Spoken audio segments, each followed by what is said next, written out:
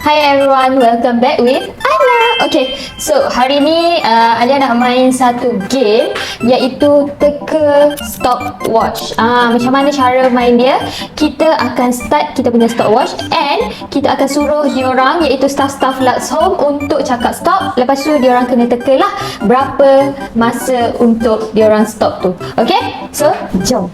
The first person is Syafiq. Okay Syafiq, 1, 2, 3. Stop. Berapa? 4 saat. Wow, betul. Amazing Syafiq. Okay, next, jom. Okay, next person Dina. 1, 2, 3. Stop. Berapa? 526 something.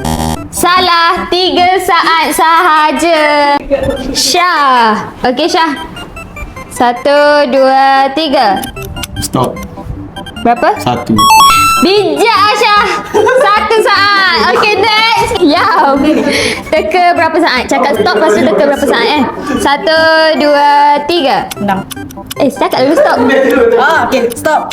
Berapa? 8. Salah, 4 saat sahaja. So, jom kita cari the last person. Kita tengok dia tengah buat apa. Okay, last, cakap stop and teka berapa saat. Tu, 2. Stop.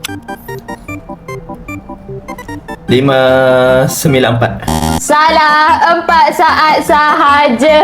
So, itu sahaja game kita untuk kali ini iaitu teka berapa saat. Jadi, dekat sini kalau kita tengok yang tim hebat, tim lelaki lah. Syafiq dengan Syah. Okay? So, that's all guys. Bye.